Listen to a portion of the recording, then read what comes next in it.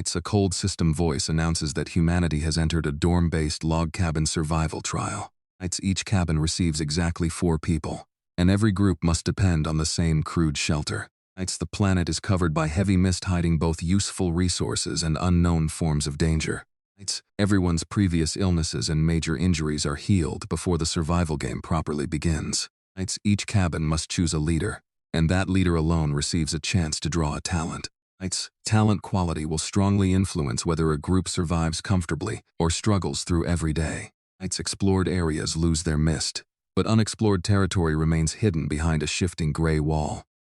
The rules warn that nights are extremely dangerous and that daylight should not be mistaken for safety. Upgrading the log cabin is presented as essential because it is the survivor's only dependable refuge. When the announcement ends, Su Chen jerks awake on a lower bunk inside a dark wooden room. The blanket covering him is damp and rough, while the bed beneath him creaks with every movement. Unpolished logs, black vines, and uneven wooden planks make the bunk look ready to collapse. A weak kerosene lamp on the center table provides the room's only reliable light. The cabin has no windows, and moss stuffed between wall gaps does little to stop cold air. A cloth curtain hides a cramped corner, while a second bunk bed stands directly across the room. Su Chen immediately knows this place is nothing like the university dormitory he remembers. Movement from the opposite upper bunk draws his attention toward the first other person awake. Xinjia climbs down wearing pink silk nightclothes she had been sleeping in before transportation. She is one of Su Chen's classmates and normally carries herself with calm, distant confidence. Now her shoulders tremble because she has no idea where they are or how they arrived. A frightened voice comes from the lower bunk, where Xia Yin hides almost completely beneath her blanket. Xia Yin is another classmate, shorter and usually cheerful, with twin ponytails and a love of cosplay. Instead of her normal energy, she cries openly and asks Xinjia whether they can somehow go home. A third female voice comes from the bunk directly above Su Chen. Yushui sits up in gray sleepwear, trying to sound composed even while fear remains visible. She is also their classmate. Known at university for dancing, singing, and hosting campus events. Su Chen realizes all 4 cabin members attended the same university, despite never sharing a dorm before. More importantly, he is the only man inside a shelter, occupied by 3 frightened young women. He tells them the transport is clearly real, and asks whether all 3 heard the same survival rules. Each confirms hearing the voice, which means the announcement was not a dream or personal hallucination. Xia Yin looks to Su Chen for direction, because nobody else has any idea what to do first. His attention goes immediately toward the only door, separating them from the fog outside. Xia Yin grabs the back of his shirt and reminds him that the rules specifically warned about danger. Su Chen agrees that rushing blindly outside would be foolish, but hiding forever guarantees their supplies disappear. Xinjia accepts that logic and approaches the door with him while Yushui stays farther back. The 3 closest to the entrance peer through narrow cracks, instead of opening it immediately. Outside, thick gray fog moves like steam and limits visibility to only several meters. Twisted trees rise from rotting leaves, their dark branches forming unnatural shapes inside the haze. Strange marks show on some trunks, adding to the impression that this forest does not follow familiar rules. There is no visible road, person, or landmark that could explain their location. While they stare outside, another system message announces that all 4 cabin members are finally awake. The cabin immediately begins an automatic evaluation to determine who will become its leader. Physical fitness, mental resilience, genetic potential, and bodily vitality are among the qualities being measured. The system finishes quickly and names Su Chen leader of cabin 1086. Leadership gives him the power to recruit new members or expel existing ones from the shelter. It also prevents the other cabin members from harming him, while all of them remain inside. The announcement changes the atmosphere, because Xinjia and Yushui understand how absolute that authority could become. Su Chen does not exploit the moment, and instead focuses on the talent draw appearing before him. A roulette wheel, visible only to him, contains many sections with dramatically different probabilities. The largest portion is low-ranked, while the best SSS sections are tiny colored slivers. Examples of bad outcome include useless or actively unpleasant talents that would offer no survival advantage. The wheel begins spinning after Su Chen mentally confirms that he wants to draw. As the pointer slows, it drifts toward the enormous low-rank portion and seems ready to stop there. At the final moment, it jerks forward across several sections and reaches a nearly invisible multicolored space. The system announces that Su Chen has drawn the unique SSS-ranked talent called Daily Intel. Its description allows one information request every day within a large surrounding radius. Su Chen can choose either resource intelligence or creature intelligence when activating the talent. Each activation returns between 1 and 3 reports, depending on what relevant information exists nearby. Most importantly, every report provided by the talent is guaranteed to be completely accurate. Su Chen immediately understands why this power deserves the highest rank despite offering no direct combat strength. In a world hidden by fog, knowing where danger and resources exist can decide survival before fighting starts. Xia Yin asks what talent he received because the 3 women cannot see his private interface. Su Chen tells them both its SSS rank and the rule behind the daily intel function. Xia Yin reacts with open excitement, believing the highest ranked talent means their group finally has a chance. Qin Xia and Yu Shui remain calmer, but obvious relief replaces part of their earlier fear. Qin Xia asks the practical question that matters most, whether Su Chen can already use it today. He confirms that the first daily activation is available, but refuses to spend it without checking their cabin. Food and water are the most immediate needs, so everyone searches every corner before choosing intelligence. The curtained nook turns out to be a primitive latrine rather than a storage room. Xia Yin discovers canvas backpacks hidden beneath the bunks and drags them into the... There are 4 packs in total, matching the number of people assigned to the cabin. Each contains a tiny amount of compressed biscuits, a small bottle of water, and 1 rusty axe. The supplies are enough for a short emergency, but clearly cannot sustain 4 adults for long. Yu Shui immediately suggests rationing because they have no idea when another meal will appear. Xia Yin complains that the compressed biscuits look painfully dry, though hunger will soon remove that concern. Before they settle a food plan, another interface activates in front of all 4 survivors. A regional chat channel now connects their cabin with nearly 100,000 other cabins. The channel allows trading and limits the number of public messages each person can send daily. Messages flood the screen almost instantly, as thousands of confused survivors begin talking at once. Some people demand explanations while others joke nervously about debts, jobs, or what they were doing before transport. One survivor asks whether other cabins also contain mixed groups of men and women. Another boasts that his cabin has several physically strong men and assumes they will dominate. The conversation quickly becomes chaotic because nobody yet possesses reliable information about the new world. A survivor with a detection talent tries organizing people and offers to share nearby resource findings. Another person with an A-ranked swordsman talent brags that raw strength is all anyone needs. His confidence attracts mockery from survivors who think he is worrying about women instead of staying alive. Other messages ask whether anybody has actually opened the cabin door and explored the fog. Several people admit they are too frightened because visibility outside is terrible. One survivor claims daytime should be safe because the rules emphasize danger at night. Another immediately challenges that assumption by describing what happened to one of his roommates.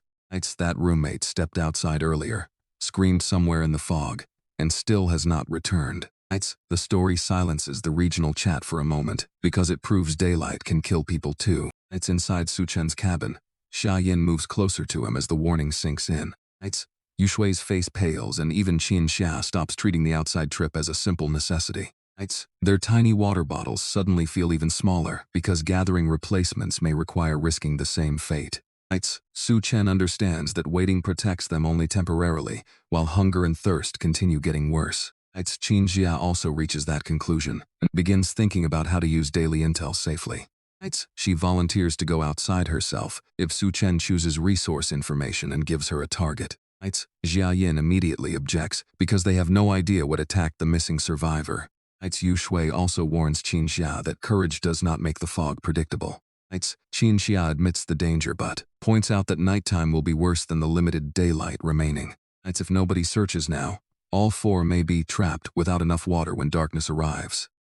Su Chen is surprised that the usually reserved Qin Xia is the first person willing to accept the risk. He also understands that her argument is correct. even though sending her alone would be irresponsible. The cabin has reached its first real survival decision, before any of them have spent a full day here. Su Chen says the talent holder should personally make the trip, because he knows the location most precisely. Qin Jia argues the opposite, insisting that losing Su Chen would also mean losing their best survival advantage. Neither position is irrational, which makes the choice harder than simply deciding who is braver. Xia Yin becomes overwhelmed by the argument and dramatically declares that all four should either survive or die together. Yu Shui tries calming her, but the panic only shows how quickly fear is exhausting the group. Su Chen finally stops the debate and decides that sending everyone outside would create an even larger target.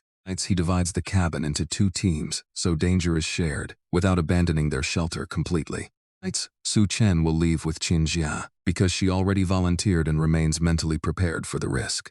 Yu Shui and Xia Yin will stay inside, protect the cabin and wait for their return. The decision gives each person a clear role and prevents fear from turning into endless discussion.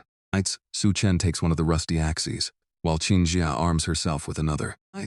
Before opening the door, he prepares to spend the talent that may determine whether their first expedition succeeds. For the first time, daily intel is about to turn perfect information into a real survival advantage. Su Chen activates daily intel and chooses resource intelligence, because the cabin cannot survive without more food and water. Golden text appears immediately, identifying one nearby supply crate with a completely precise location. The crate lies roughly 200 meters east, buried beneath a strange willow tree divided into 3 trunks. The report specifically says the container holds urgently needed food and clean drinking water.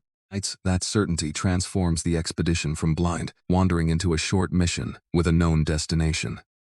Su Chen tells the others they finally have a concrete target instead of a directionless search.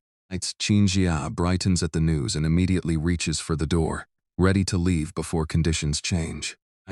Su Chen stops her from going alone, repeating that he can navigate the report more reliably himself. Qin Jia again warns that his life is strategically important, but Su Chen refuses to sacrifice someone else unnecessarily. His authority as cabin leader finally settles the argument, and the two prepare to move together. Yu Shui remains visibly worried, while Xia Yin keeps glancing between the door and the remaining supplies. Su Chen tells them not to open the cabin for unfamiliar voices or noises while the expedition is outside. He grips the rough handle of his rusty axe and slowly cracks the wooden door open. Cold damp air enters immediately. Carrying the smell of wet soil. Decaying leaves. An unfamiliar vegetation. Su Chen slips through first. Qin Jia follows, and the door closes behind them before either can reconsider. The mist behaves differently around active explorers, retreating several meters from their bodies as they move. Everything beyond that small visible circle remains hidden behind thick gray fog. When they advance, the cleared area moves with them, while fog closes over the ground they leave behind. The effect makes the forest feel like a narrow bubble, surrounded by something enormous and unseen. Su Chen studies the ground, tree shapes, and direction carefully, so they can retrace the route. Qin Jia stays close enough that neither person disappears beyond the other's tiny field of vision. A sharp squealing sound suddenly comes from somewhere to their left and makes Qin Jia freeze. Su Chen raises his axe and waits, but the noise does not repeat or reveal its source. They continue east because chasing an unknown sound would abandon the only reliable information they possess. Other noises drift through the fog, including crunching, cries, and sounds neither can identify. Qin Jia becomes increasingly pale, but refuses to ask Su Chen to turn around. Su Chen is frightened too, yet every step reduces the distance to the promised crate. The 3-trunk willow eventually appears ahead, matching the talent's description closely enough to remove any doubt. Its twisted branches rise like hooked arms, and rotting leaves cover the ground around the roots. Both survivors drop down and begin sweeping the wet leaves aside with their hands. A corner of white metal appears first. Then more of the half-buried crate becomes visible. The container has no lock, allowing Su Chen to open it without using the axe. Inside are several full bottles of mineral water. Sealed beef jerky, cookies, tissues, and a battery-powered lamp. Neither explorer cares that the food is ordinary because every item directly solves a problem they already have. The battery lamp may be even more important than the food because their cabin's kerosene light is nearly useless. Su Chen tests whether the whole crate can be carried, but it remains fixed to the ground. He and Qinxia therefore transfer every useful item into their backpacks as quickly as possible. They avoid lingering to examine the surroundings, because daily intel never promised the route itself was safe. Once the crate is empty, Su Chen turns back immediately and follows the path they cleared earlier. Qinxia stays close behind, glancing repeatedly into the fog whenever another distant sound reaches them. The cabin eventually emerges ahead, bringing more relief than either expected from such a crude building. Su Chen knocks and identifies himself before Yu Shui opens the door for only a moment. Both explorers enter, and the wooden slab slams shut behind them before anything else can approach. Qinxia remains standing for several seconds, then her legs give way as delayed fear catches up. Xiaoyin and Yu Shui rush over, helping her sit while checking whether she was injured. She explains that nothing attacked them. The constant possibility of attack simply exhausted her. Su Chen empties the recovered supplies onto the table, so the group can see exactly what the risk produced. Water bottles roll beside jerky and cookies, covering far more space than their original emergency rations. Xiaoyin's fear briefly disappears beneath excitement because they finally possess food that feels substantial. Yu Shui estimates that careful rationing can keep 4 people fed much longer than before. Qinxia accepts a strip of beef jerky from Su Chen and slowly recovers as she eats. Xiaoyin opens a box of cookies and acts surprised that such familiar food can taste so satisfying. The shared meal reduces tension, but Su Chen knows a single supply crate cannot solve every future shortage. He reopens the regional chat channel to learn what thousands of other cabins have discovered. The tone has changed noticeably. With more survivors complaining about thirst, hunger, and failed expeditions. Many people still possess only the tiny starting rations because they refuse to leave their shelters. Others ask strangers to form teams, hoping numbers will make exploration less frightening. Su Chen sees the contrast between their table of supplies and the desperation filling the channel. One message stands out, because the sender wants paper rather than food, water, or weapons. The survivor calls himself Carpenter Wong and offers a workbench in exchange for any usable paper. Most people mock the offer because nobody understands what a workbench could accomplish in this system. Carpenter Wong responds that the object can help craft tools and contribute to upgrading a cabin. That explanation immediately draws attention, because stronger tools and shelter matter to almost everyone. Survivors ask how he obtained such an item when their own cabins contained only basic supplies. Wong explains that he crafted it himself after personally reaching a new level. He says the world contains a leveling system that most people have not discovered yet. According to him, chopping down a complete tree is enough to trigger the first level increase. Reaching level 2 unlocks a personal backpack function along with access to basic crafting. Felled trees automatically convert into material units instead of remaining as heavy trunks. The converted materials move straight into system storage, eliminating the problem of carrying logs back manually. Several survivors accuse him of inventing the entire mechanic because their axes cannot cut the strange trees. Others admit their blades bent or barely marked the bark when they tried. Wong insists the trees can be felled through persistence and says his whole cabin worked together. Su Chen takes the information seriously because the carpenter is offering a physical item that can verify everything. He glances toward the 2 large packs of facial tissue recovered from the supply crate. In ordinary circumstances, tissue would be cheap here. It is scarce enough to buy technology. Su Chen tells the 3 girls that he wants to attempt the trade while demand is still high. Qinxia immediately sees the logic because they have far more tissue than they need for one night. Yu Shui agrees, and Xiaoyin becomes curious about what a crafted workbench will actually look like. Su Chen privately messages Carpenter Wong instead of announcing how much paper his cabin possesses. He confirms having tissue while deliberately giving no hint about the size of their stockpile. Wong replies almost instantly and asks how many sheets Su Chen can provide. Su Chen first offers only a small amount, forcing the other survivor to reveal how desperate he truly is. Wong complains that the quantity is too low, proving he wants the trade more than he wants to admit.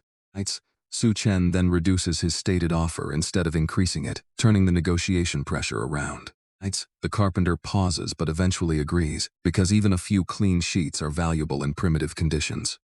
They settle on 20 sheets of tissue for one basic workbench. The system displays both sides of the exchange and asks Su Chen to approve the transaction. He accepts, causing the tissue to disappear and a rough wooden workbench to materialize inside the cabin.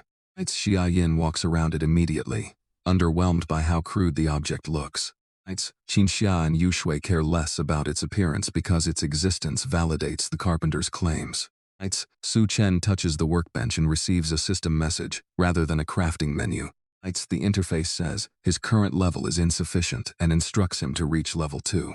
That failure is useful information because it proves the workbench recognizes the same progression system Wang described. Su Chen explains the message to his roommates and says their next daylight objective will be cutting trees. The 3 girls react with concern because all of them remember the danger hidden outside. Before they can discuss tomorrow's labor further, the light outside begins fading much faster than a normal sunset. The change happens so quickly that the forest seems to be swallowed beneath a dark curtain. A system warning announces the arrival of night and declares that darkness belongs to predators. It explains that many creatures become stronger after sunset and tells survivors to create light immediately. Light is described as only fragile protection, but fragile protection is better than none. Their weak kerosene lamp begins dying at the worst possible moment, leaving the cabin almost completely dark. Xia Yin remembers the battery lamp from the supply crate and fumbles through the pile to find it. A click fills the room with bright artificial light and reveals how frightened all 4 people look. Almost simultaneously, the temperature begins dropping at a speed none of them expected.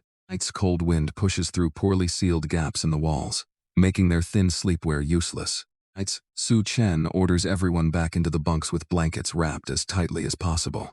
The room remains cold enough that none of them can relax, even with 4 bodies sharing the small space. Strange calls begin sounding beyond the walls, reminding them that the temperature is only one danger. Yu Shui eventually starts crying and admits she is terrified that she will never return to her old life. She remembers a dance competition she trained for, something that now feels absurdly distant. Xia Yin starts crying too because hearing another person's fear makes her own impossible to suppress. Qin Jia tells them to conserve energy and remain rational, but the advice cannot erase homesickness. Su Chen changes his approach and asks whether they remember a freezing mountain trip from university. The unexpected memory interrupts the spiral of panic because all 4 have something ordinary to discuss. They recall bad clothing choices, terrible wind, and embarrassing moments that felt serious back then. Xia Yin jokes about cosplay obligations, while Yu Shui says final exams now sound like a luxury. Qin Jia even teases Su Chen about once pretending he could handle cold weather better than everyone. The conversation gradually warms the mood, even though the cabin itself remains bitterly cold. For several minutes, they stop imagining monsters and remember what it felt like to be classmates. Xia Yin tells Su Chen he was surprisingly dependable during their first day in the new world. He dismisses the flirtatious part of her comment, prompting her to call him a jerk instead. That small argument is almost comforting because it sounds like something that could have happened back on campus. Their fragile calm ends when heavy breathing suddenly comes from the darkness immediately outside the cabin wall. Every person inside falls silent as something large begins scraping sharp claws across the wooden planks. The clawing grows louder until loose wood dust begins falling from the wall beside the entrance.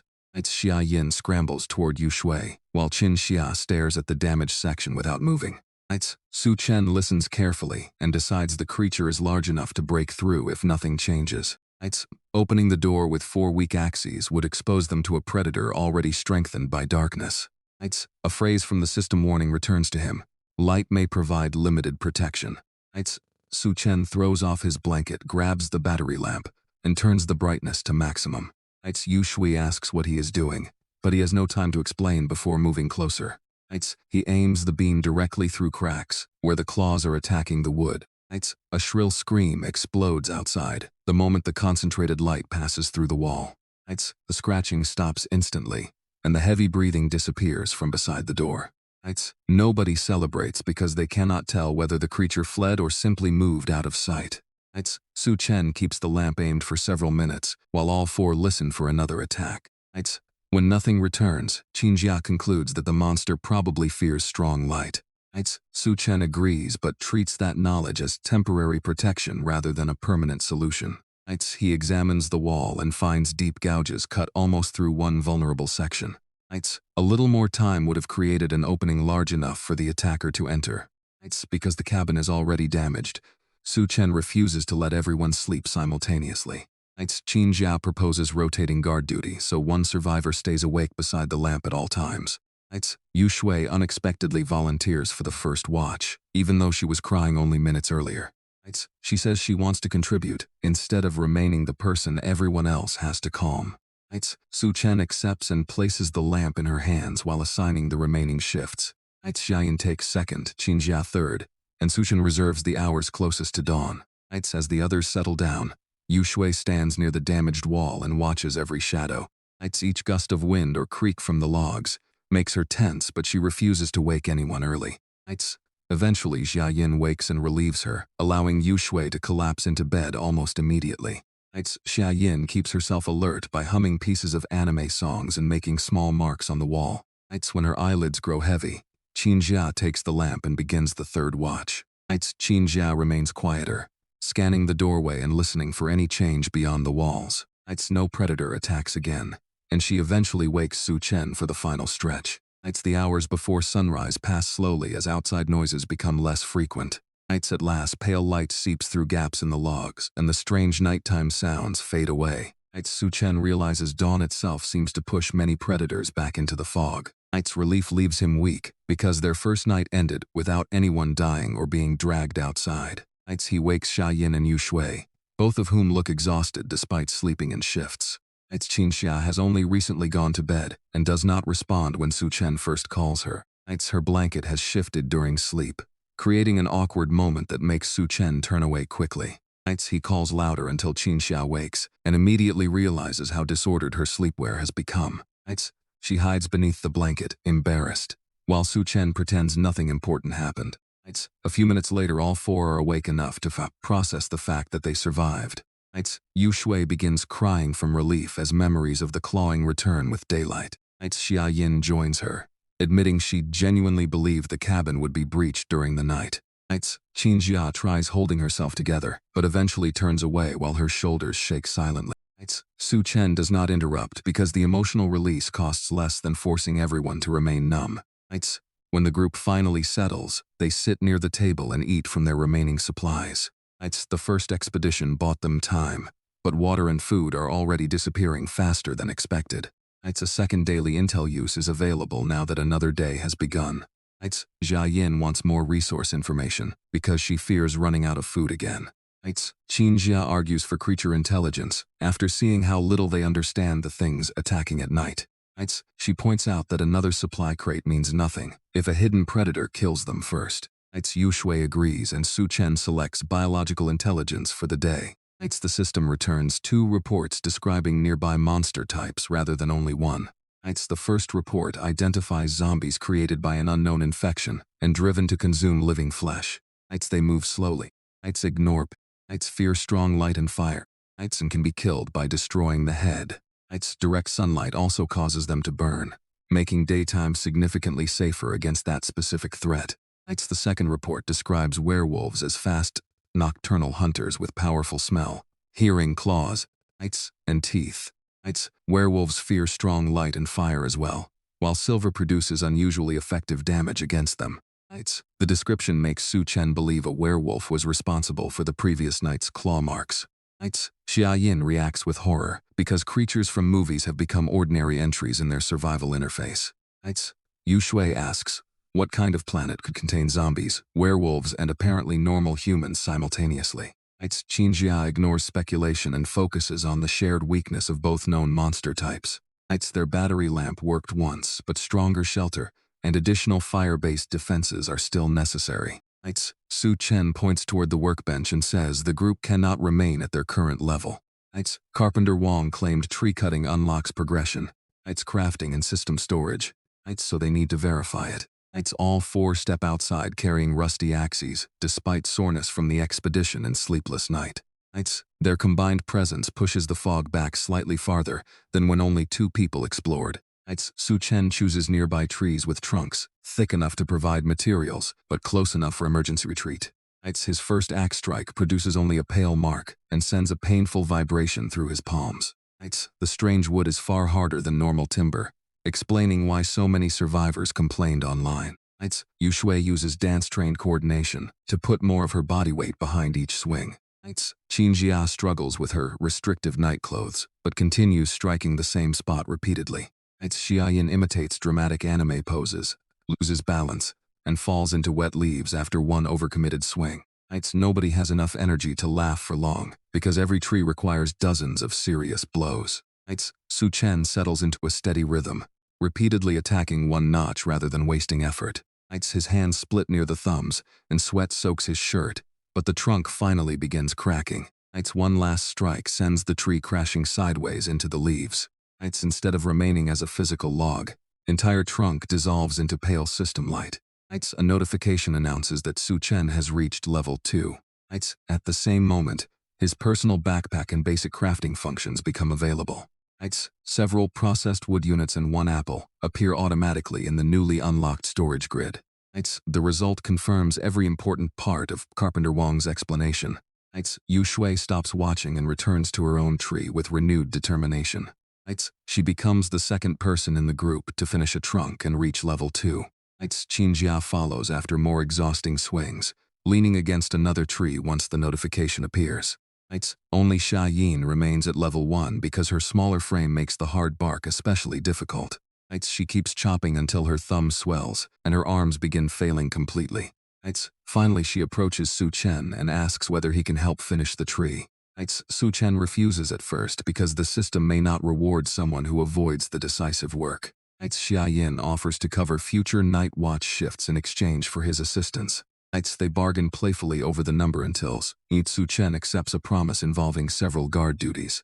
He steps to her partly cut trunk and delivers the last series of stronger blows. The tree falls, dissolves, and sends all harvested materials into Su Chen's inventory instead of Xiaoyin's. Xiaoyin waits for the level-up glow, but nothing happens around her.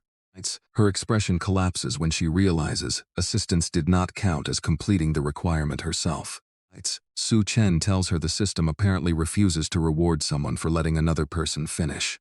Embarrassed and annoyed, Xiaoyin returns to work on another tree rather than giving up. She eventually finishes one personally and reaches level 2 like the others. By midday, the entire group finally has access to backpack storage and basic crafting. They return to the cabin and begin examining the new menus more carefully. Basic recipes include a workbench and furnace, but the traded workbench offers additional specialized tools. Su Chen touches it again now that his level requirement is satisfied. The workbench displays recipes for wooden spears, shields, traps, and torches. Higher level equipment also appears, though most recipes require materials they have never collected. Su Chen empties his backpack onto the floor so everyone can see exactly what his tree cutting produced. Qin Yu Shui and Xiaoyin do the same. Building a visible pile of wood and apples.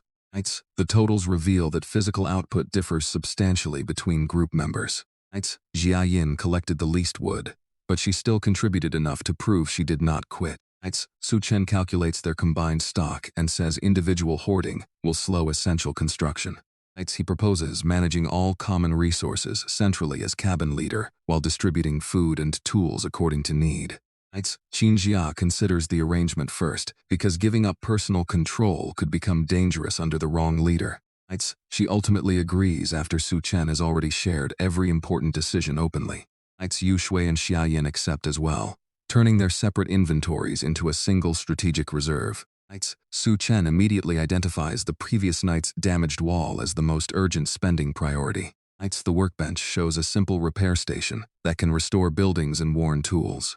He spent 13 wood to craft it, watching glowing fragments assemble into a portable wooden toolbox. At the damaged wall, the station requests one additional wood unit to complete the repair.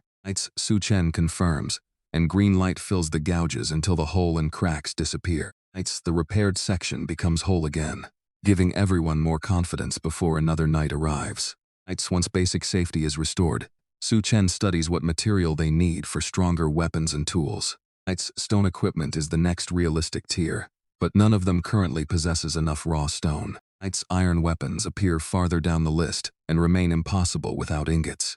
Su Chen crafts 4 wooden pickaxes, so everyone can gather stone instead of relying on one worker.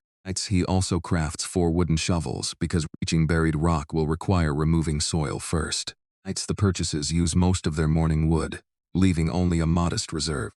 Jiayin complains that her arms still hurt too badly for another work session.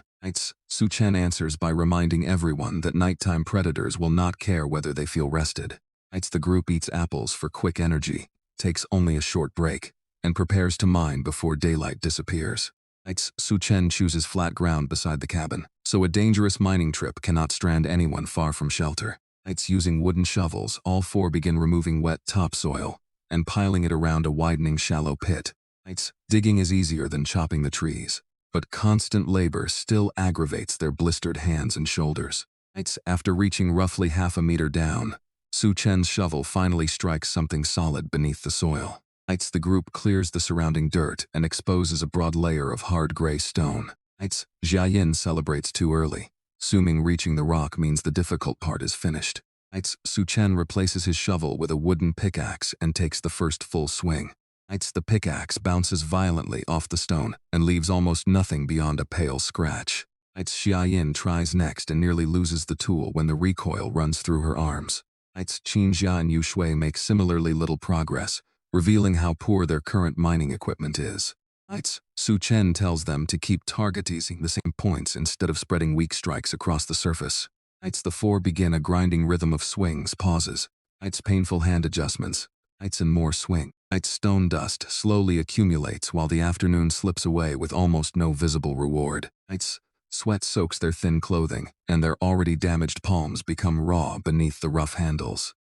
Su Chen refuses to stop because even one piece of stone would prove whether the material system works. Eventually a sharp crack sounds beneath his pickaxe, and a palm-sized fragment breaks loose. The fragment dissolves into light on contact with the ground and enters his backpack automatically. A system notice confirms he obtained 1 unit of raw stone. Everyone reacts with relief because the impossible-looking mining process finally produced a usable resource. The success does not change how slow the method remains, and Qinjia grows frustrated with her own output. Yush suggests that Qinjia rest, after noticing her movements becoming less controlled. Qinjia refuses because she has not personally mined a single usable stone yet.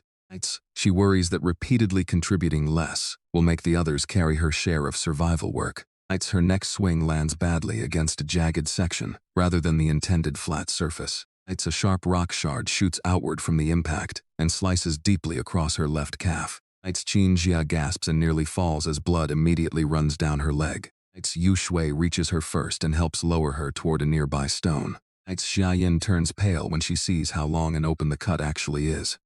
Su Chen kneels beside Qinjia and recognizes the wound as more serious than any blister. The injury is contaminated with dirt and stone dust, creating a serious infection risk without proper treatment.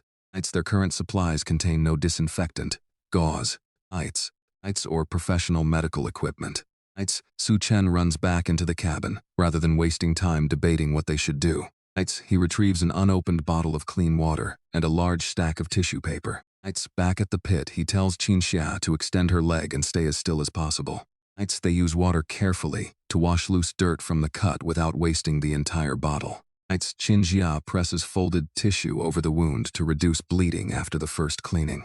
Pain drains more color from her face, but she insists she can continue working. Yushui tells her to remain seated, while Jiayin worries openly about infection. Qinjia still reaches for the wooden pickaxe because stopping makes her feel like a burden. Su Chen sees that forcing her back physically would only create another argument.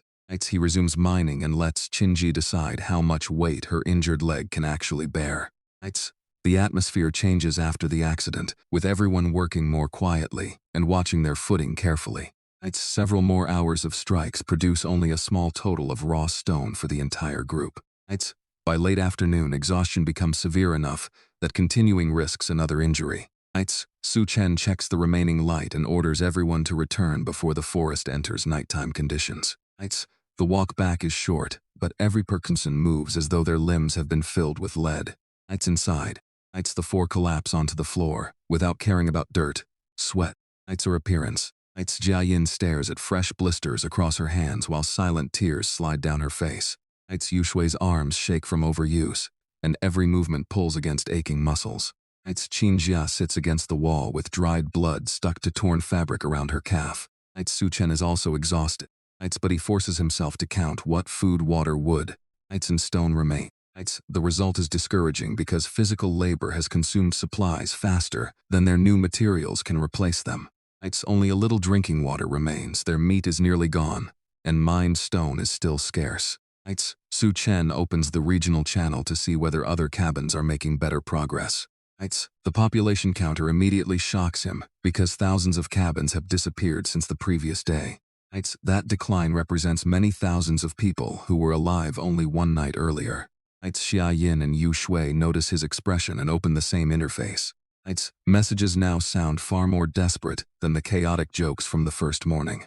One survivor begs for food after losing every roommate, while another says an injury is becoming infected.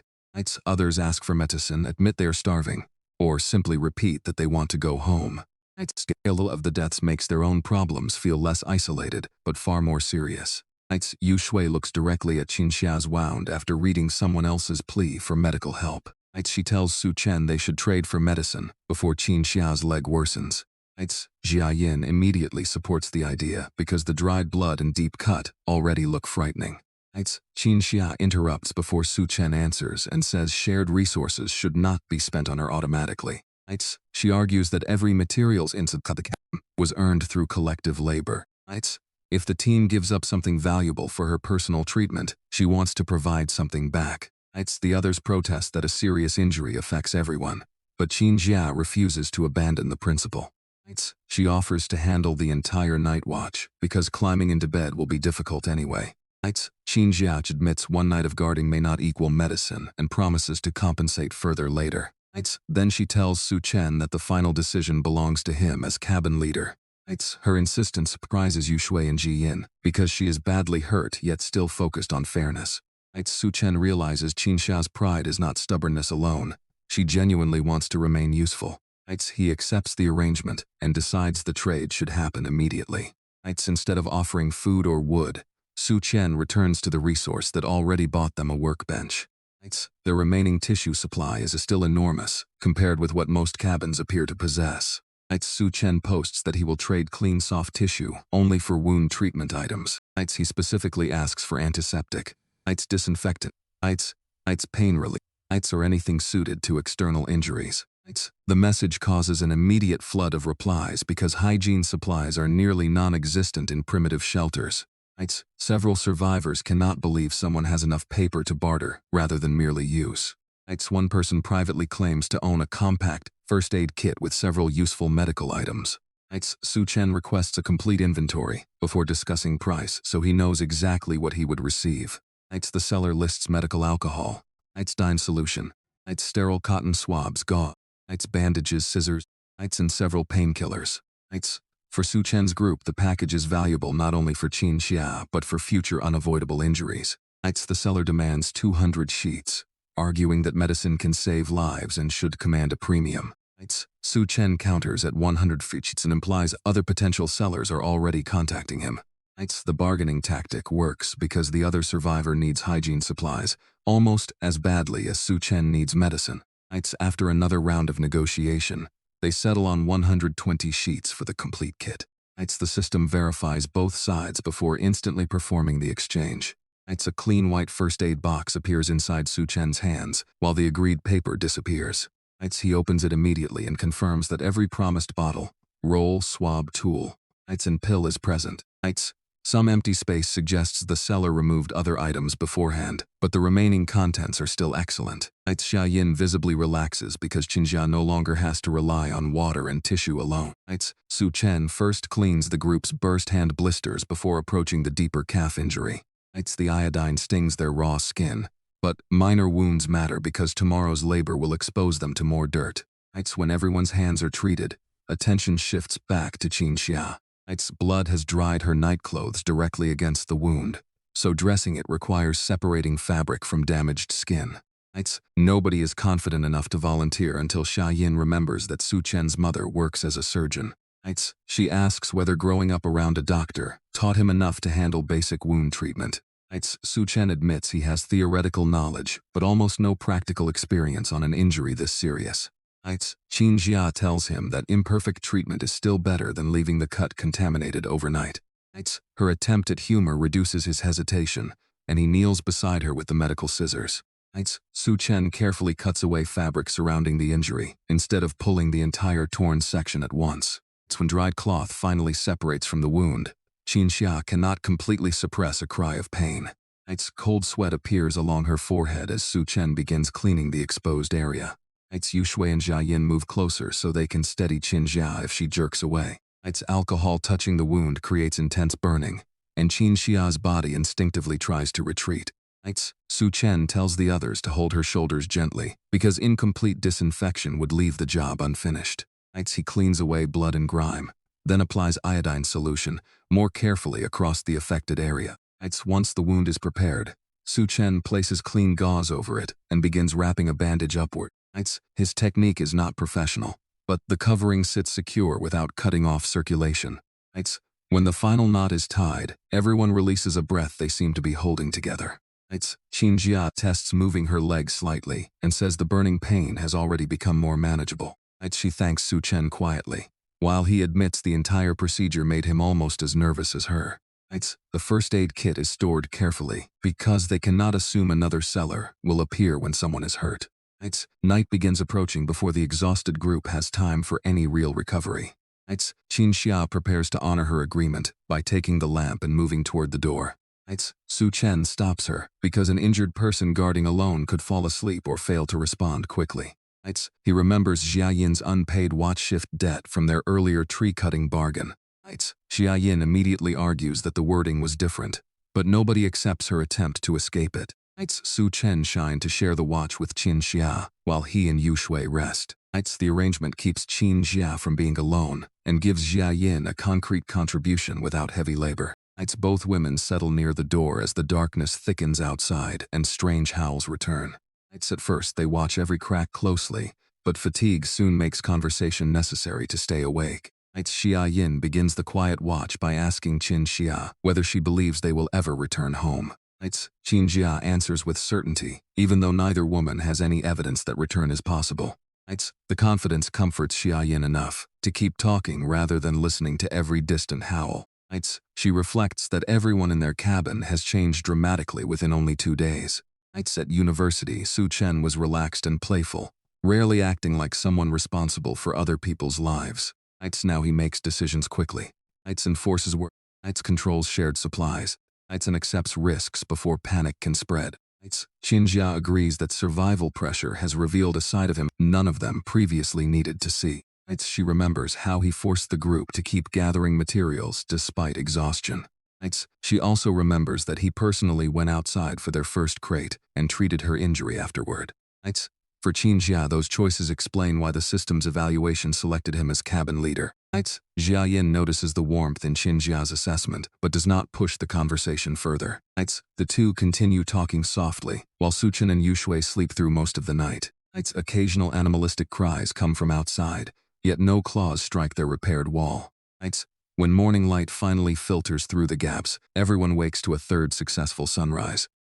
Their relief lasts only until Su Chen checks the remaining food and drinking water. The original jerky, cookies and bottled supply from earlier days has been almost completely consumed. A fresh daily intel activation is available, and nobody argues against choosing resource intelligence this time. Golden text appears with 3 separate targets scattered around the cabin. One report identifies an abandoned mine entrance roughly 700 meters southwest. A supply crate there contains high-quality tools that could dramatically improve their gathering efficiency. Another report points toward a marsh about 800 meters south and promises food plus fresh water. The third marks a location north beneath a large lightning-split dead tree with valuable crafting materials. Having 3 targets gives Su Chen options, but sending the entire injured and exhausted group would be unnecessary. He orders Qin Xia to remain inside, because her bandaged calf still makes rough travel dangerous. Xia Yin volunteers to stay with her, claiming Qin Xia may need help moving around the cabin. Su Chen agrees only after assigning Xia Yin a logging task while the expedition is away. She must fell at least one tree instead of using Qin Xia's injury as an excuse to rest. Xia Yin pouts but accepts, leaving Yu Shui as Su Chen's only partner for the trip. The pairing feels awkward because the two barely spoke privately before arriving in this world. Yu Shui was a popular performer on campus, while Su Chen usually kept to himself outside class. Neither can think of an easy topic as they step into the fog carrying tools. Su Chen follows daily intel toward the nearest marked location first. The route leads through uneven forest toward the lightning-split deadened tree to the north. Yu Shui walks slightly behind him, concentrating on the ground rather than forcing conversation. Moss covers several rocks near the target and makes the terrain unexpectedly slippery. Su Chen warns her to watch her footing just before Yu Shui steps on a slick patch. Her balance disappears instantly, sending her backward toward the hard ground. Su Chen lunges forward and catches her before she falls, but the rescue becomes painfully awkward. His hand lands somewhere intimate through her thin athletic sleepwear, freezing both classmates in place. He apologizes and immediately pulls away, only for Yu Shui to lose support and slip again. This time, Su Chen catches her around the waist and steadies her without another mistake. Yu Shui thanks him in a voice barely above a whisper and refuses to meet his eyes. Su Chen clears his throat, steps back, and suggests they focus on the supply crate. They begin digging near the split tree, using the task to escape the embarrassing silence. The white crate soon appears beneath leaves and soil, exactly where daily intel promised. Inside they find multiple cans of beef, many bottles of water, hard biscuits, and additional medical supplies. The quantity is enough to remove their immediate fear of dehydration and give the cabin several meals. Su Chen stores everything inside his system, backpack, grateful that inventory space removes carrying limitations. With their urgent shortage solved, they continue toward the next location instead of returning immediately. The landscape becomes damper as they move south, and the smell of stagnant water grows stronger. Fog eventually opens onto a broad marsh covered in reeds, dark water, and patches of green floating plants. Bubbles rise unpredictably from the black surface, making both explorers wary of anything living below. The marked crate sits near the shore rather than in the water, partially hidden behind tall reeds. Su Chen checks the surrounding ground before approaching, because daily intel identifies resources, not guaranteed safety. The container opens to reveal only 2 items, but both immediately excite Yu Shui. One is a full iron pickaxe with a sharp metal head designed for much faster mining. The second is an iron shovel capable of cutting soil more efficiently than their wooden tools. After yesterday's miserable stone gathering, these upgrades may be more valuable than another pile of food. Su Chen stores both tools and mentally reassigns future mining around the new pickaxe. The abandoned mine remains the farthest reported location, so they continue after a brief pause. Their path crosses increasingly rough ground with steep slopes, exposed roots, and larger stones. Su Chen climbs obstacles first, then offers Yu Shui a hand whenever the next step is difficult. The repeated contact feels less awkward than their earlier accident because each time now has a clear purpose. As they approach the mine area, Yu Shui notices an unusual shape behind dense bushes. Su Chen initially sees only leaves, but closer inspection reveals the edge of an unreported wooden crate. The discovery proves daily intel does not reveal every single resource, only selected nearby information. They open the unexpected container and find a completely different category of supplies. There are toothbrushes, toothpaste, soap, towel, paper, water, snacks, and canned coal. Yu Shui reacts with almost childish relief at the hygiene items after days without proper washing. Su Chen understands that cleanliness affects morale and health, so none of those goods are treated as frivolous. They store the entire crate and continue before curiosity tempts them to search every nearby bush.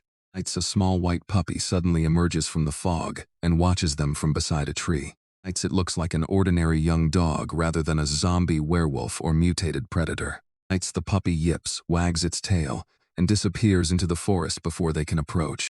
Yu Shui wonders how a normal domestic animal can exist in such a hostile environment. Su Chen realizes the planet may contain intact ecosystems or settlements they simply have not discovered. The possibility expands their understanding of the world without answering any immediate survival questions. They keep moving until giant vines and weeds finally reveal the abandoned mine entrance. Cold air flows from the pitch-black tunnel, and neither explorer suggests going inside without better preparation. Fortunately, the marked supply crate rests outside the entrance where they can reach it safely.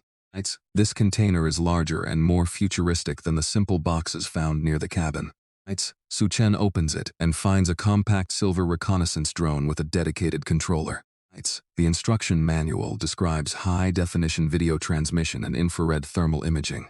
The device can survey several kilometers around the user, far beyond normal visibility in the fog. Su Chen immediately recognizes that the drone solves the greatest weakness of daily intel. His SSS talent can provide perfect information only once per day, while the drone can scout continuously. Yushui sees the same advantage and helps secure the equipment carefully inside system storage. They do not enter the mine because the mission is already successful, and darkness will eventually return. The two turn back carrying more useful resources than the entire cabin possessed that morning. During the return walk, the awkwardness between them is replaced by shared excitement over the day's discoveries. Yushui tells Su Chen that his talent is the reason all four people can live this comfortably. He reminds her that information means nothing without teammates willing to leave the cabin and act on it. The answer matters to Yushui because she has spent much of the first days thinking she contributes less. Near the shelter, Xiaoyin notices them first and drops her axe before hurrying forward.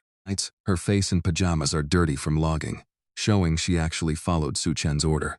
Qin Xia appears behind her using a simple wooden crutch to reduce weight on the injured leg.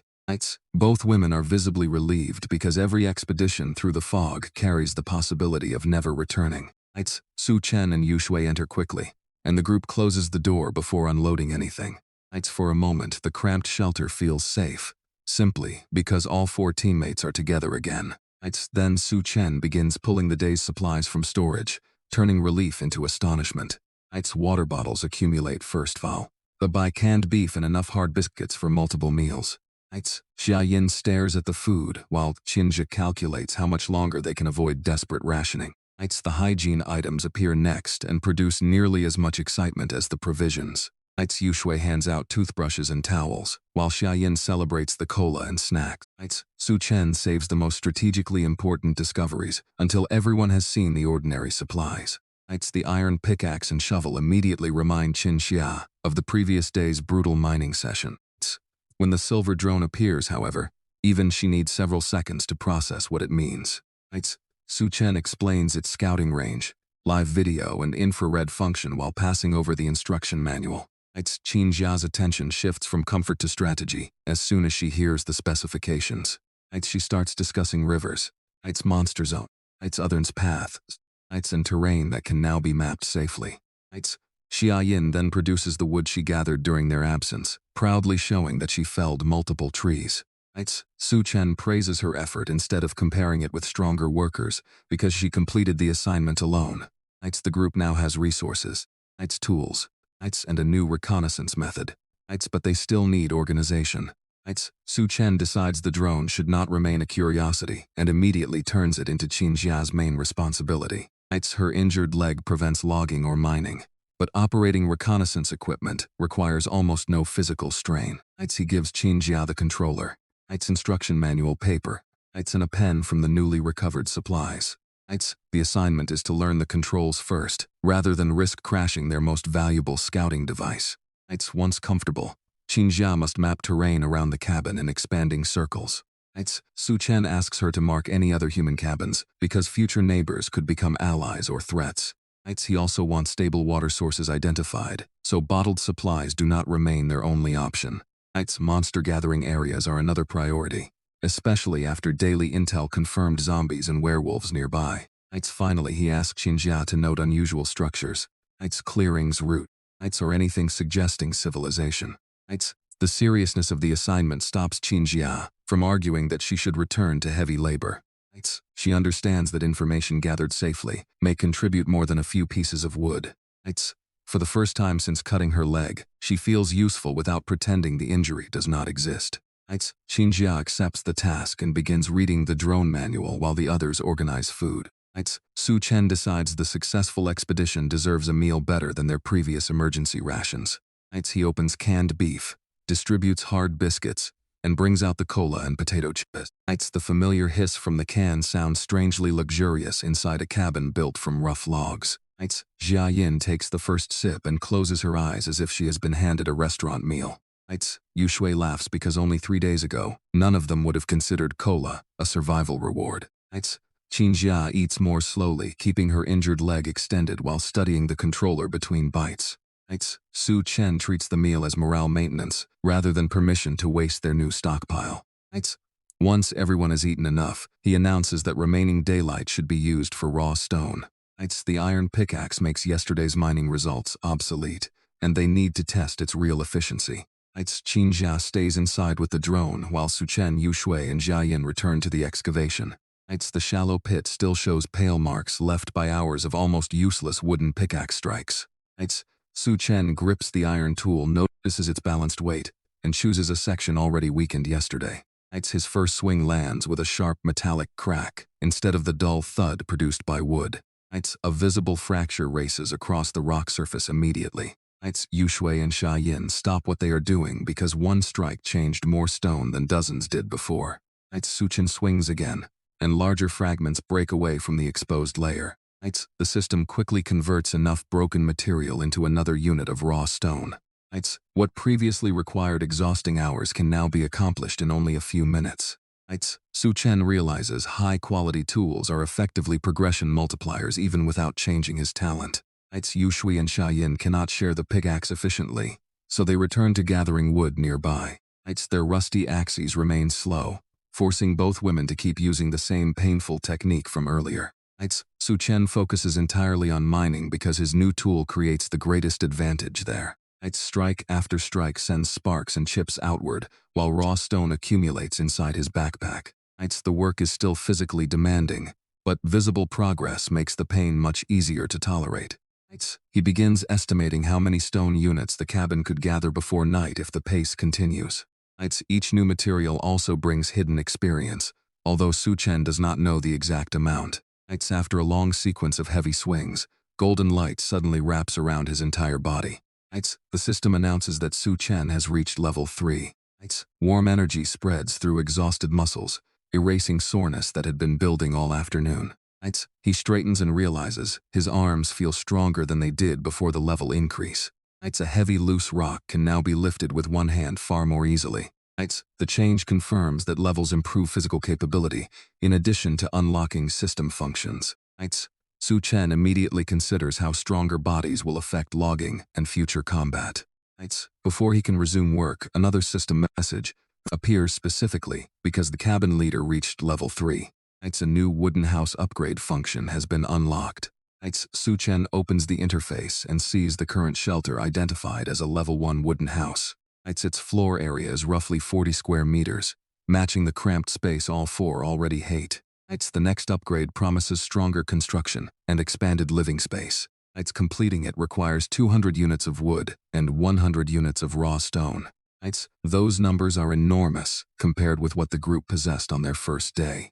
However, better tools trading and coordinated labor make the goal feel difficult rather than impossible. Su Chen stops mining because the upgrade changes how every remaining resource should be prioritized. He calls Yu Shui and Xia Yin away from their trees and tells them to follow him inside. Xia Yin immediately assumes something dangerous happened because Su Chen rarely interrupts productive daylight. Yu Shui notices his excitement and guesses the news is probably good rather than threatening.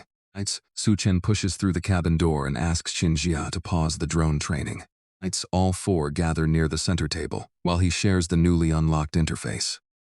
For several seconds nobody speaks because a stronger home is exactly what they have needed since the first night. Xia Yin reacts first, imagining enough room to stop sleeping almost on top of everyone else. Yu Shui focuses on the possibility of a safer night without claws inches from her head. Qin Jia immediately asks about the material requirements rather than celebrating the larger floor plan. Su Chen reads out the wood and raw stone totals so everyone understands the target. The group compares those requirements with the resources currently stored across their inventories. Its raw stone is much closer now because the iron pickaxe transformed Su Chen's mining speed. Its wood is the larger problem and Xia Yin still rely on damaged axes. Instead of losing enthusiasm, Xia Yin grabs her axe and declares that she wants the larger cabin immediately. She runs outside before anyone formally assigns the next task. Yu Shui follows after her, amused by how quickly comfort can create motivation. Su Chen returns to the mine pit with the iron pickaxe because splitting effort would waste its advantage. Qin Jia remains responsible for drone training and begins her first cautious survey near the cabin. The four now work toward one clear objective rather than gathering whatever happens to be available. Su Chen attacks the rock face with renewed intensity, counting material rather than individual swings. Level 3 lets him maintain a stronger rhythm without reaching exhaustion as quickly. Even so, repetitive heavy impacts eventually make his shoulders burn again. He refuses to stop early because every stone unit brings the shelter upgrade measurably closer. Nearby, Yu Shui and Xia Yin alternate between chopping and brief rests when their hands become too painful. They choose trees close to the cabin so neither risks disappearing into the fog while focused on work. The old axe blades often bite shallowly, forcing dozens of hits before each trunk begins to crack. When a tree finally falls, system light converts it into processed wood and occasional apples. Those apples matter because high-intensity labor rapidly drains the calories provided by biscuits and beef. Xia Yin complains loudly about the tree hardness, but keeps returning to the same notch after each break. Yu Shui works more quietly, using full body movement to compensate for the poor cutting edge. Inside the cabin, Qin Xia powers on the drone for the first time. The compact device lifts carefully and hovers, while its camera feed appears on the controller. She keeps the first flight close, learning how the controls respond before attempting any serious distance. From above, the mist still obscures ordinary vision, but infrared sensing adds useful information through the haze. Qin Xia begins sketching the immediate cabin area on paper rather than trusting memory. She marks the excavation pit, nearby tree clusters, and the routes Su Chen has already explored. The task requires concentration, giving her something useful to do while the others labor outside. Whenever the drone approaches an unfamiliar heat signature, she pulls back rather than taking unnecessary chances. She remembers that damaging the device would cost the team an advantage they cannot replace. Hours pass as every member contributes according to current capability. Su Chen mines until raw stone stacks reach numbers that would have seemed impossible the previous afternoon. Yu Shui and Xia Yin gradually build a much larger wood reserve, though far more slowly. Qin Jia extends her map beyond the immediate clearing and starts identifying terrain patterns around them. The sky eventually darkens enough that continuing outdoor labor becomes irresponsible. Su Chen calls the two loggers back and stores the iron pickaxe before returning inside himself. All three workers enter looking as if they have been dragged through mud and splinters for hours. Their sleepwear has taken several days of punishment and is now stained, stretched, and torn in places. New blisters sit beside older wounds, despite the treatment from their first aid kit. Yu Shui and Xia Yin lean against one another because their legs and shoulders are nearly finished. Su Chen drops the iron pickaxe near the workbench and sits before exhaustion can force him down. Qin Jia immediately brings out iodine and fresh swabs, rather than commenting on how terrible everyone looks. She treats the women's hands first, because several blisters have burst again during logging. The sting makes Xia Yin hiss, but she keeps her palm extended until Qin Jia finishes cleaning it. Yu Shui handles the pain more quietly, watching the raw skin disappear beneath fresh dressing. Qin Jia then checks Su Chen's hands and finds they are also badly abraded despite his higher level. She tells him that stronger statistics do not make skin immune to repeated tool handles. Su Chen lets her disinfect the wounds because infected hands would reduce tomorrow's productivity. Only after everyone is treated does the cabin settle into the heavy silence of complete physical exhaustion. Su Chen asks Qin Jia what the drone revealed during its first real day of reconnaissance. She apologizes that progress was limited because learning the controls took longer than expected. Still, she completed a rough map covering approximately the nearest kilometer around their shelter. Qin Jia hands over the paper and begins explaining each feature she marked. Most of the nearby terrain appears to be forest, confirming what they already suspected from ground exploration. More importantly, she spotted two streams southeast of the cabin. A stable natural water source could eventually reduce their dependence on hidden crates and trading. Qinxia also saw signs of ordinary wildlife, rather than only hostile monster activity. That observation supports the puppy encounter and suggests the ecosystem is more complex than simple horror creatures. Su Chen studies the map carefully because even incomplete reconnaissance already changes future planning. For the first time, their world has recognizable terrain instead of only fog and isolated intelligence coordinates. After the map discussion, Su Chen looks at the remaining bottled water and makes an unusual decision. He tells everyone that 2 bottles can be used for basic washing instead of drinking. The announcement surprises the 3 women because clean water has been treated as nearly sacred since arrival. Su Chen explains that their current reserve is healthy enough to spend a small amount on hygiene. He also frames it as a reward for the full day of mining logging, scouting and exploration.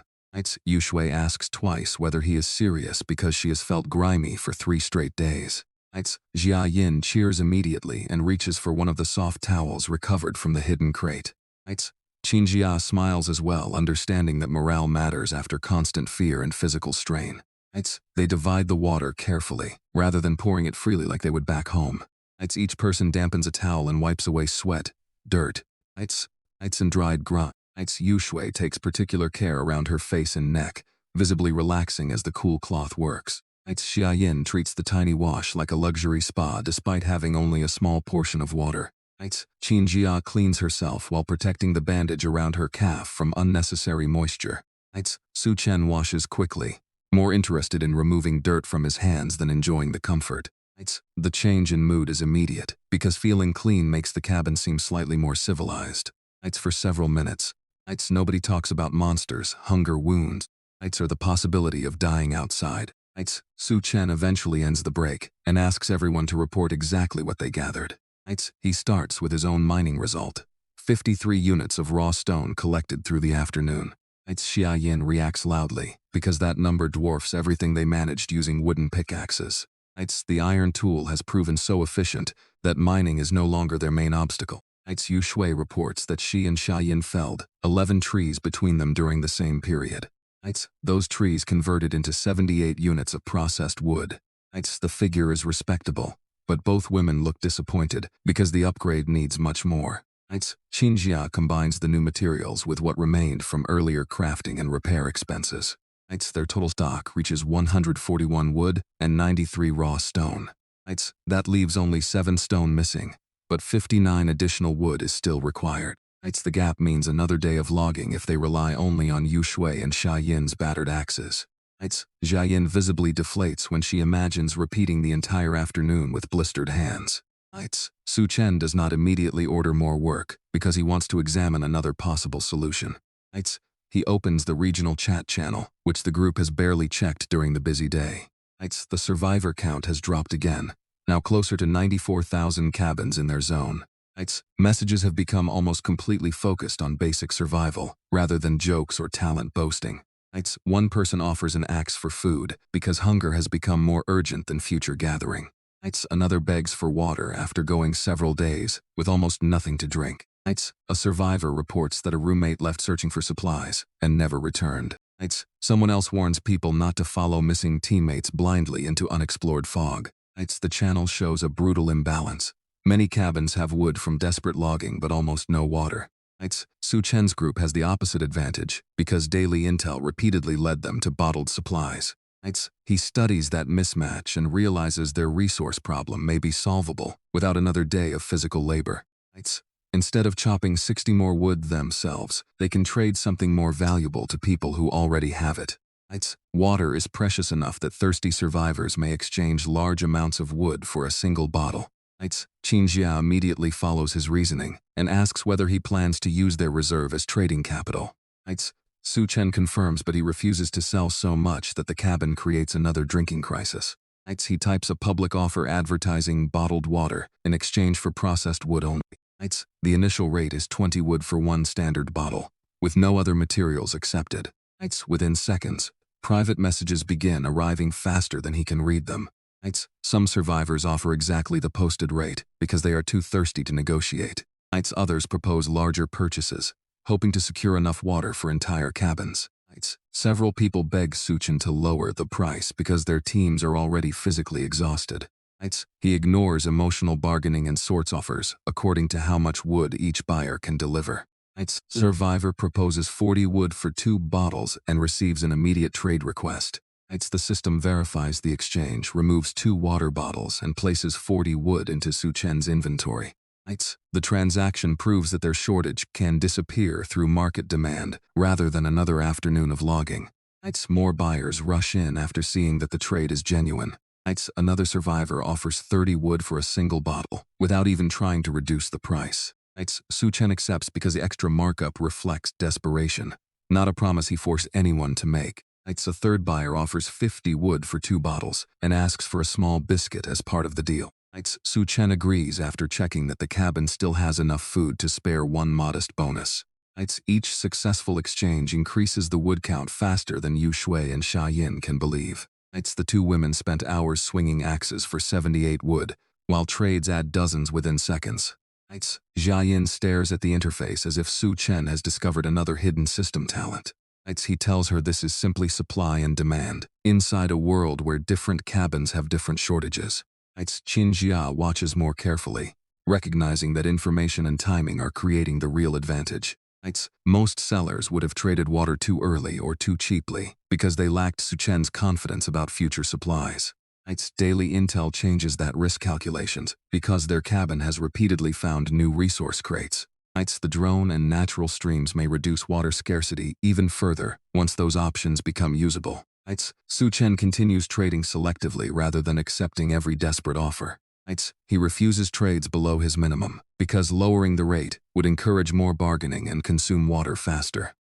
He also rejects people asking for food-only deals because wood remains the specific upgrade bottleneck. Within a short period, nearly 200 additional wood enters his inventory. The cabin's shortage disappears completely, and their total rises beyond the amount required for upgrading. Yu Shui looks from the inventory count to the bottles lost and realizes the exchange saved enormous physical effort. Xia Yin jokes that her arms would like to personally thank every thirsty survivor who traded. Qin Jia is more cautious and asks how much drinking water remains after the selling spree.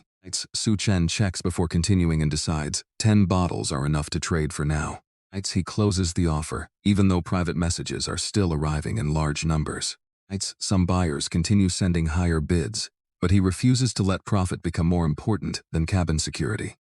Their current surplus of wood already solves the immediate construction problem. Selling more would only exchange a scarce liquid reserve for materials they no longer urgently need. Su Chen explains that successful trading depends as much on knowing when to stop as knowing when to sell. The group now has enough wood and almost enough raw stone to trigger the level 2 cabin upgrade. Only a few more stone units need to be mined during daylight. Xia Yin becomes excited again because the larger shelter is suddenly 1 short work session away. Yu Shui asks why they do not finish the missing stone immediately and upgrade before sleeping. Su Chen points toward the darkness already surrounding the cabin. They have no idea whether upgrading will dismantle walls, move furniture, expose opening, or require construction time. Triggering an unknown structural process while nocturnal predators are strongest would be reckless. Qin Jia agrees immediately because the current repaired cabin has already survived 2 nights. Changing a working defense during dangerous hours offers no benefit when morning is only several hours away. The upgrade will wait for daylight, even though the required materials are nearly complete. Su Chen instead uses the evening to improve defenses with systems they already understand. His attention returns to the crafting menu and the recipe for a furnace. The furnace requires 20 raw stone, an amount they can now afford without jeopardizing tomorrow's target. He confirms the craft and watches stone pieces assemble into a waist-high rough furnace. The new structure occupies part of their limited floor space, but provides a controlled source of heat and processing. When it activates, warm red light spreads across the cabin and immediately makes the night feel less hostile. The temperature difference also reminds everyone how much they suffered through the first freezing evening. Su Chen opens the workbench menu again and focuses on torches as the simplest reliable monster deterrent. The recipe needs both wood and coal, and their inventory currently contains no mined coal. Rather than giving up, Su Chen checks whether charcoal produced from wood can satisfy the fuel requirement. The furnace instructions show that ordinary wood can indeed be converted into charcoal. That discovery means their huge wood surplus can become defensive fuel instead of only building material. Su Chen places several wood units into the furnace and begins the first batch. The logs gradually darken and convert into compact charcoal, while the others watch the unfamiliar crafting process. Once the first pieces finish, Su Chen moves them directly to the workbench. He combines charcoal with additional wood and crafts the cabin's first proper torch. Unlike the battery lamp, a torch needs no electricity and produces both strong light and open flame. Both qualities match the weaknesses revealed by daily intel for zombies and werewolves. Su Chen crafts more torches immediately, instead of assuming one flame will protect every weak point in the cabin. Each torch consumes 1 wood and 1 charcoal, turning surplus timber into a distributed defensive resource. He produces them in batches, while carefully watching the remaining wood needed for tomorrow's cabin upgrade. The workbench flashes repeatedly as new torches appear and move into his system storage. Xia Yin counts the growing stack with obvious satisfaction, because each flame represents another answer to nighttime monsters. Yu Shui asks whether the torches can be used outside, along the walls rather than only inside. Su Chen says that possibility exists, but placing them outdoors tonight would require opening the door unnecessarily. For now, they will keep the torches available inside and use them wherever a creature begins attacking. Qinjia suggests assigning specific torches to the door, repaired wall and opposite side of the shelter. Her map work has made her think in terms of coverage, rather than simply holding one light source. Su Chen agrees and places several torches where each can be reached without crossing the entire room. The battery lamp remains important because it can project concentrated light through narrow wall gaps. Torches add open fire, which Daily Intel identified as another weakness shared by both known monster types. Together, the lamp and torches give the group more defensive options than they had during the first attack. The furnace itself contributes warmth, reducing the extreme cold that made their first night almost unbearable. Su Chen warns everyone not to treat warmth as proof the cabin is safe. Predators still become stronger after dark, and light is only protection while it remains burning. Yu Shui checks the door bar and repaired planks before settling down for the evening. Xia Yin moves loose supplies away from the entrance so nobody trips if a sudden diff becomes necessary. Qinjia keeps the drone stored rather than risking a nighttime flight when visibility and monster activity are worse. Su Chen places the first aid kit where it can be reached quickly if another injury occurs. The organization takes only a few minutes, but turns their cramped cabin into a more deliberate survival space. Outside, full darkness arrives and the forest noises change once again. Distant howls carry farther through the cold air, occasionally overlapping with unfamiliar cries from deeper fog. The group no longer freezes at every sound because they finally understand some of what may be producing them. Knowledge does not remove fear, but it prevents the complete helplessness of their first night. Su Chen checks their inventory one more time before anyone sleeps. Enough wood remains for the planned cabin upgrade, even after furnace and torch crafting. Raw stone is below the upgrade requirement because 20 units were spent on the furnace. That means tomorrow will require another mining session before construction can begin. The iron pickaxe makes that deficit manageable, so nobody reacts with the despair they felt yesterday. Food and water reserves remain healthy, despite trading away several bottles. The hidden crates and unexpected extra supplies have given them a buffer most other cabins lack. The team also has basic medicine, hygiene items, a drone, and multiple crafted tools. Su Chen recognizes that their position has improved dramatically within only 3 days. He also knows every advantage could disappear quickly if they become careless around the fog. Qinjia asks whether the water trades should continue tomorrow if prices remain favorable. Su Chen says future trades should depend on what daily intel reveals and how much water the drone helps locate. He refuses to assume today's scarcity will remain identical once more survivors discover natural sources. Market value in this world can change as quickly as information spreads through the regional channel. Yu Shui notes that Carpenter Wang's up-leveling explanation already transformed how thousands of survivors gather materials. The same could happen with water if someone publicly discovers a river or reliable purification method. Su Chen agrees, reinforcing why hoarding information can sometimes matter as much as hoarding physical supplies. Jia Yin jokes that this survival game is beginning to feel like economics class with monsters outside. The comment gets a small laugh, easing the tension before guard assignments begin. Qin Jia volunteers to take the first watch because she performed the least physical labor during the day. Her leg still hurts. But sitting near the door does not require climbing. Chopping or mining.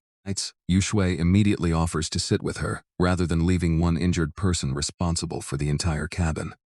Su Chen approves the pair because 2 watchers reduce the chance both become distracted or fall asleep. The first half of the night will belong to Qin Xia and Yu Shui. If fatigue becomes too strong, they must wake replacements rather than trying to prove endurance. Xia Yin notices Su Chen looking in her direction and begins moving suspiciously toward her bunk. She pulls the blanket up as if preparing for sleep before he can assign anything. Only her twin ponytails remain visible, making the attempt to disappear impossible. Su Chen remembers their earlier bargain and decides this is the perfect time to collect another owed watch shift. He deliberately says Qin Jia and Yu Shui can wake Xia Yin if either becomes too tired. The blanket moves immediately, revealing Xia Yin's outraged face. She protests that she worked hard logging and that her hands are already covered with fresh blisters. Su Chen reminds her that the watch debt existed before today's labor. Xia Yin argues that the agreement concerned separate duties, not unlimited responsibility whenever he feels like claiming it. Su Chen agrees that the shifts are separate and calmly says tonight counts as only one. She starts counting on her fingers, trying to calculate whether his interpretation reduces what she owes. The math does not improve her mood because several shifts still remain after tonight. Yu Shui covers a smile while Qin Jia watches the argument with quiet amusement. Their banter feels safer than the first night's panic because the cabin now has real defenses behind the jokes. Su Chen checks the torch positions once more, while Xia Yin continues complaining from the bunk. He tells her debts still matter, even after the world ends, which earns another dramatic groan. Despite the teasing, he does not force Xia Yin to start watching immediately. Qin Jia and Yu Shui already volunteered for the first period, so she can sleep until they need relief. That compromise keeps the duty fair, while allowing the most exhausted logger several hours of recovery. Su Chen takes the remaining bunk and prepares to rest as well. Before lying down, he makes everyone repeat the emergency response for a wall attack. The watcher must identify the direction first, rather than running blindly around the cabin.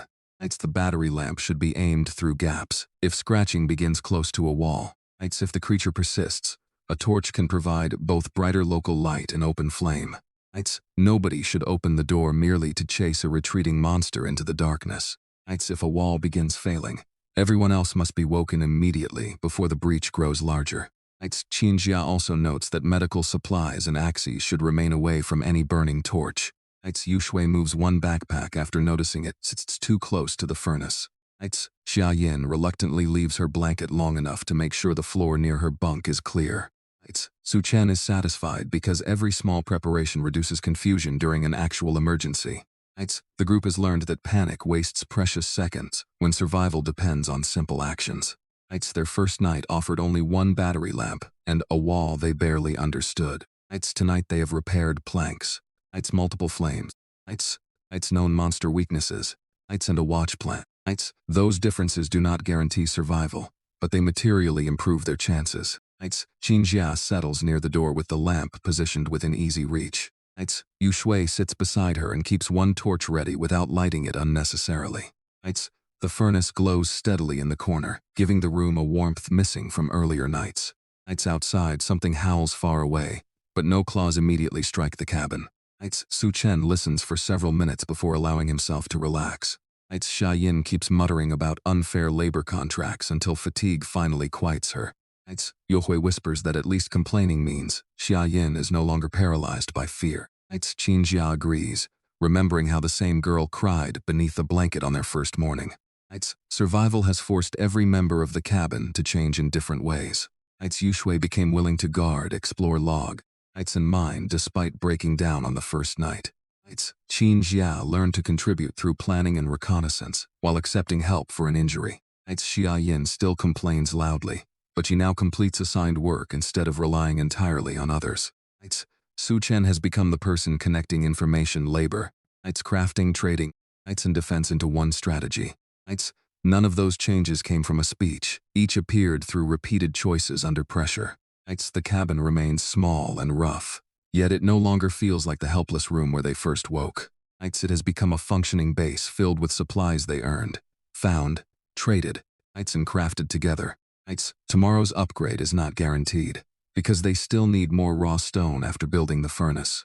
However, the iron pickaxe makes that remaining requirement a practical task rather than an impossible barrier. For tonight, the immediate objective is simpler. Keep the lights ready and survive until morning. Qin Xia and Yu Shui begin the first watch, while Su Chen leaves the battery lamp within their reach. Both women keep their voices low, so the two resting teammates can recover from the day's labor. Qin Xia positions her injured leg carefully, avoiding pressure on the fresh bandage. Yu Shui checks the repaired section of wall that nearly failed during the werewolf attack. No new scratches appear, confirming the repair station restored the damaged planks properly. The furnace continues radiating heat, making guard duty less physically punishing than the first frozen night. Qin Xia glances toward the stored drone but resists the urge to experiment after dark. Protecting equipment matters more than satisfying curiosity when predators are strongest outside. Yu Shui reviews the hand-drawn map quietly, memorizing the southeast streams Qin Xia discovered. Those streams may eventually provide water, without depending on hidden supply crates. The ordinary wildlife signs also suggest future hunting could become possible if they obtain proper weapons. Neither woman treats that idea as tomorrow's priority, because the cabin upgrade comes first. Near the bunks, Xia Yin suddenly sits up again and complains that Su Chen manipulated their old bargain. Su Chen answers from beneath his blanket that she volunteered the watch shifts herself. Xia Yin insists she was exhausted when negotiating and should receive special consideration. Qin Xia tells her that complaining will not erase a debt already accepted. Yu Shui laughs softly, which only makes Xia Yin more indignant. The argument remains playful, because everyone knows she will still take the shift if needed. Su Chen reminds Xia Yin requires people to honor even inconvenient promises. She responds that cabin leadership has made him suspiciously good at collecting obligations. He accepts the accusation and tells her to sleep while she still has the chance. Xia Yin finally drops back onto the mattress, muttering that she will remember this unfair treatment. Within minutes, her breathing becomes steady, proving exhaustion defeated the argument. Su Chen also closes his eyes, trusting the two watchers more than he could on the first night. That trust comes from seeing Yu Shui volunteer under pressure, and Qin Xia stay disciplined while injured. Qin Xia keeps the lamp pointed toward the door whenever distant howls become louder. Yu Shui holds a torch nearby, ready to ignite it if something begins attacking a wall. The two avoid wasting fuel because every critical item represents material that can serve tomorrow's upgrade. Outside, the fog remains black beyond the cabin, hiding whatever creatures move through the forest. Inside, light from the furnace and lamp creates overlapping pockets of safety across the cramped room. The group still has no real weapon capable of easily killing a werewolf. Their defense, therefore, depends on avoiding direct contact and exploiting the monster's known fear of light and fire. Su Chen's daily intel has already provided exactly enough biological knowledge to support that strategy. The same talent also supplied the routes that produced food, water, tools. In the drone. Its strength lies not in creating resources, but in preventing the group from searching blindly. Combined with trading, that accurate information makes their stockpile appear almost impossible compared with other cabins. The regional channel showed survivors starving, while Su Chen could afford to exchange water for construction material. That difference came from information, timing, and the willingness of all four teammates to act on each opportunity. Their first expedition required only 200 meters, yet it established the survival pattern they still follow. Find a verified target. Prepare for the known risk. Collect what matters. And return before darkness removes their advantage. Logging unlocked levels, crafting turned materials into tools, and mining opened the path toward a stronger shelter. The injury to Qin Xia also taught them that medicine is not optional in a world demanding constant physical labor. The drone added another layer by extending observation beyond the range human eye can penetrate through fog. Trading then converted excess water into the wood they were too exhausted to gather themselves. By the third night, every successful system had begun supporting the others instead of existing separately. Qin Jia looks around the cabin and can see the evidence in every corner. The workbench came from tissue, the furnace came from stone, and the torches came from processed wood. Food crates bought them time, while better tools multiplied how much useful work daylight could produce. Even the torn clothing and bandaged hands show the physical cost behind their growing stability. Yu Shui quietly says the larger cabin will feel strange after 3 days packed into one room. Qin Jia answers that she will gladly accept strange if the walls become harder for monsters to tear apart. Neither expects comfort immediately. They simply want enough protection to sleep without constant terror. Their conversation fades as both women return attention to the dark doorway. Su Chen rests knowing tomorrow requires another short mining push before the upgrade can begin safely. Xiaoyan sleeps knowing one of her remaining watch debts may still be collected before dawn. The furnace burns steadily, the torches remain ready, and the repaired wall holds firm. No one mistakes the quiet for permanent safety, but they are far better prepared than on their first night. With upgrade materials nearly secured and a real defense plan in place, all four settle into the third night, determined to survive until dawn.